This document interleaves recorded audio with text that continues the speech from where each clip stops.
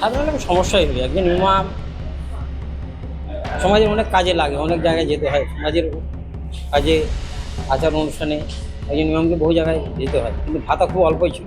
যেটা পাইতাম আমাদের খুব ভালো কাজে লাগতো, যেটা দিয়ে আমার খুব অসুবিধা যেটা থাকতো সেটা আমাদের সুবিধা হইতো।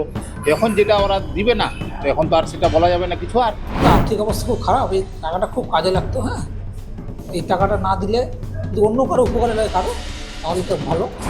রাজ্যের রাজনৈতিক পট পরিবর্তনের পর নতুন সরকারের মন্ত্রিসভার বৈঠকে নেওয়া হলো একগুচ্ছ যুগান্তকারী ও সুদূর প্রসারী সিদ্ধান্ত।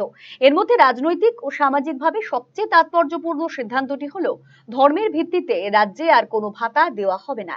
ফলে ইমাম মুয়াজ্জিন ভাতা এবং পুরোহিত ভাতা বন্ধ করে দিল রাজ্য সরকার। সোমবার রাজ্য মন্ত্রিসভার এক অত্যন্ত গুরুত্বপূর্ণ বৈঠকে এই নীতিগত সিদ্ধান্ত চূড়ান্ত করা হয়েছে।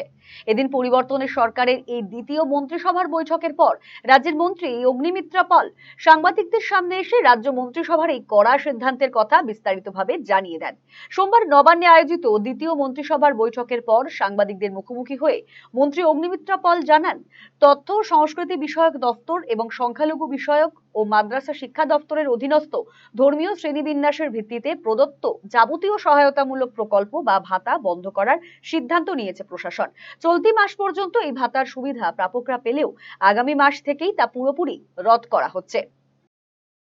তথ্য ও সংস্কৃতি বিষয়ক দপ্তর এবং সংখ্যালঘু বিষয়ক ও মাদ্রাসা শিক্ষা দপ্তরের অধীনস্থ ধর্মীয় শ্রেণীবিন্যাসের ভিত্তিতে প্রদত্ত সহায়তামূলক প্রকল্প সমূহ বন্ধ এই মাস চলবে, পরের মাস থেকে বন্ধ করা হচ্ছে।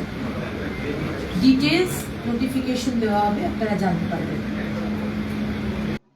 এদিকে ইমাম ও মুয়াজ্জিন এবং পুরোহিত ভাতা বন্ধের ঘোষণায় পাশাপাশি রায়গঞ্জেও হয়েছে জোর চর্চা। সরকারি সিদ্ধান্তের জেরে হতাশা প্রকাশ করেছেন ইমাম মুয়াজ্জিন এবং পুরোহিতদের একাংশ।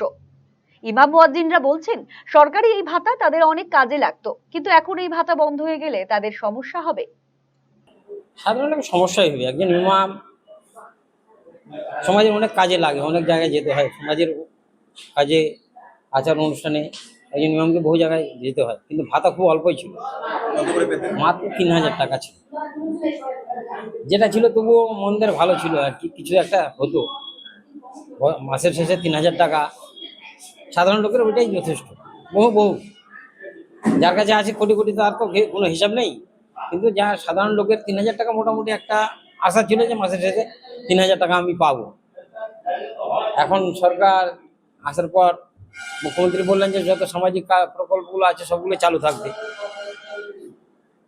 ইমাম মোটামুটি সারা পশ্চিমবঙ্গে ইমাম এবং মুয়াজ্জিন প্রায় 55 থেকে 60,000 ইমাম মুয়াজ্জিনের সংসার পরিবার চলছিল। এটা বিরাট একটা সামাজিক কাজ, সামাজিক প্রকল্প ছিল। এখন ওনারা বন্ধ করে দিলেন, তো আর করার তো সরকারের উপরে তো আর লড়াই করে কিছু করতে পারবো না। সরকার ইচ্ছা করলে দিলে ভালো হতো না, যেটা পাইতাম আমাদের খুব ভালো কাজে লাগতো, যেটা দিয়ে আমার খুব অসুবিধা যেটা থাকতো সেটা আমাদের সুবিধা হইতো। এখন যেটা ওরা দিবে না, তো এখন তো আর সেটা বলা যাবে না কিছু। আর যেন ওই টাকাটা ওরা যে কোনো জায়গায় লাগায়, যেত উন্নয়ন হয় আর কি লোকের সরকারি অনুষ্ঠান। অন্যদিকে পুরোহিতরা জানিয়েছেন, তাদের অধিকাংশের আর্থিক অবস্থা অনেকটাই খারাপ। সরকারি প্রকল্পের এই ভাতায় তাদের অনেক উপকার হতো। আর্থিক অবস্থা খুব খারাপ, এই টাকাটা খুব কাজে লাগতো। হ্যাঁ, এই টাকাটা না দিলে যদি অন্য কারো উপকারে লাগে কারো, তাহলে তো ভালো। হ্যাঁ, এই টাকাটা আমাদের পুরোহিতদের খুব উপকারে লাগতো। বেশিরভাগ পুরোহিত আমরা দরিদ্র। হ্যাঁ, আমাদের সংসারের কাজে লাগতো। কিন্তু সেটা বন্ধ করে দেওয়া হলে এবার সেইটা নিয়ে কি করবো? এতে নিয়ে যদি সমাজের ভালো কাজ হয় তাহলে এটা ভালো। আরসিটিভি সংবাদ, রায়গঞ্জ। এখন আপনার প্রিয় রায়গঞ্জ শহরের বুকে মোবাইল এবং নানান ধরনের নিত্য প্রয়োজনীয় ইলেকট্রনিক্স এবং ইলেকট্রিক সামগ্রীর বিশাল সম্ভার অত্যন্ত সুলভ মূল্যে এই সমস্ত সামগ্রী পেতে আজই আসুন মুক্তি স্টুডিও ও সুপার কালেকশনে। Surya, Khaitan, Kent, Nokia, Oppo, itel, Realme, T Series সহ নানান বিখ্যাত কোম্পানির সুপার কালেকশন আপনার মন জয় করবে। তাই মনের মতো fan, electric iron, geyser, water purifier, sound system, TV, washing machine সহ বিভিন্ন কালেকশন পেতে আজই চলে আসুন রায়গঞ্জ স্টেশনের সম্মুখ ও উকিলপাড়া কমল টকিজ সংলগ্ন সুপার স্টকিস্ট মুক্তি স্টুডিও ও সুপার কালেকশনে। মুক্তি studio and super collection, station road, Mohanbati, Raiganj. সুগন্ধি বাসমতি ভাতের মাঝে নানান উপকরণ, স্বাস্থ্যকর, পরিষ্কার পরিচ্ছন্ন পরিবেশে তৈরি ম্যারিনেট করা মশলাদার মাটন এবং চিকেন বিরিয়ানি খেতে আপনাকে আসতেই হবে রায়গঞ্জের কলকাতা বিরিয়ানি দাদা বৌদিতে। শহরের সেরা মানের বিরিয়ানি খাদ্য রসিকদের তৃপ্তি মেটাতে হাজির দাদা বৌদি। রায়গঞ্জের প্রাণকেন্দ্র মোহনবাটি এলাকায় রায়গঞ্জ জেলা আদালতের প্রবেশদ্বারের কাছে সুস্বাদু, মুখরোচক, স্বাদে গন্ধে অতুলনীয় বিরিয়ানি পেয়ে যাবেন সারাদিন। তাই রায়গঞ্জ শহরে বিরিয়ানির এখন সেরা ঠিকানা কলকাতা বিরিয়ানি দাদা বৌদি। কলকাতা বিরিয়ানি দাদা বৌদি, মোহনবাটি, রায়গঞ্জ, উত্তর দিনাজপুর। Phone number 6204 774 768।